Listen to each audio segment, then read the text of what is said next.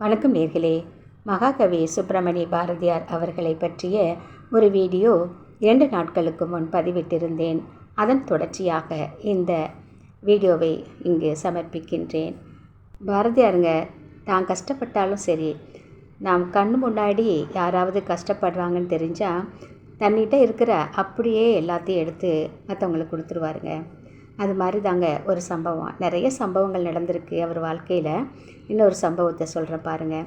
அதாவது ஒரு நாள் சைக்கிள் ரிக்ஷாவில் பிரயாணம் பண்ணிகிட்ருக்கிறாரு. அந்த காலத்துல எல்லாம் சைக்கிள் ரிக்ஷா தாங்க, ஆட்டோ ரிக்ஷாலாம் கிடையாது. மனுஷன் இழுத்துக்கிட்டு இருந்தான். இப்போ அப்படி கிடையாது. ஒரு நாள் பாரதி சைக்கிள் ரிக்ஷாவில் பயணம் பண்ணிகிட்டு இருந்தாருங்கள. அப்போ அந்த சைக்கிள் ரிக்ஷாக்காரர் தன்னோட கஷ்டத்தை பாரதியார்கிட்ட பகிர்ந்துக்கிட்டார். அதை கேட்டுக்கிட்டே வந்தார் பாரதியார். வந்ததுக்கப்புறம் அவர் இறங்குற இடம் வந்துச்சு. இறங்க போகிறப்ப அவர் பாக்கெட்டில் இருந்த பணத்தை அப்படியே எடுத்து அந்த ரிக்ஷாக்கார்ட்ட கொடுக்குறாரு. அந்த பணம் என்ன பணம் தெரியுங்களா? மாதம் பூரா உழைச்சி வாங்கின சம்பள பணம். அன்னைக்கு சம்பள நாள். அந்த சம்பள பணத்தை அப்படியே எடுத்து பாரதியார் என்ன பண்ணார்னா சைக்கிள் ரிக்ஷாக்கார்ட்ட கொடுத்துட்டார். வீட்டுக்கு வராரு. வீட்டுக்குள்ளே என்ன நடந்திருக்குன்னு எல்லாருக்கும் தெரியும்னு நினைக்கிறேன். செல்லம்மா என்ன பண்ணுறாங்க, வழக்கம் போல் அவரை சண்டை போடுறாங்க. உங்களுக்கு நிலைமை என்னன்னே தெரிய மாட்டேங்குது, பிள்ளைங்க பட்னியால் கிடக்குறாங்கன்னே உங்களுக்கு தெரிய மாட்டேங்குது, நீங்கள் பட்னி கிடக்கலாம், குழந்தைங்க பட்னியாக கிடக்குமா அப்படின்னு சொல்லிட்டு ரொம்ப வருத்தமாக என்ன பண்ணுறாங்க, அவர்கிட்ட சண்டை போடுறாங்க.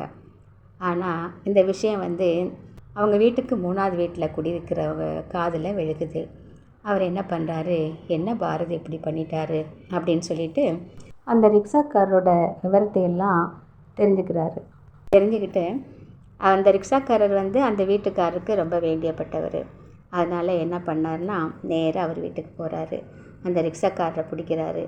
பாரதி வீட்டு நிலைமையை அவர்கிட்ட சொல்கிறாரு. ரிக்ஷாக்காரர் அவரோட நிலைமையை பாரதிக்கிட்ட சொன்னார். ஆனால் பாரதி தன்னோட வீட்டு நிலைமையை அவர்கிட்ட சொல்லலை.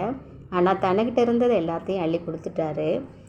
அந்த 3வது வீட்டுக்காரர் போய் ரிக்ஷாக்காரர்கிட்ட பாரதி வீட்டோட நிலைமையை சொல்கிறாருங்க. சொன்னதுக்கப்புறம் அவர் பணம் கையில் வாங்கினார்ல, எல்லாத்தையும் அப்படியே வச்சுருப்பார். கொஞ்சம் செலவு பண்ணிட்டாருங்க.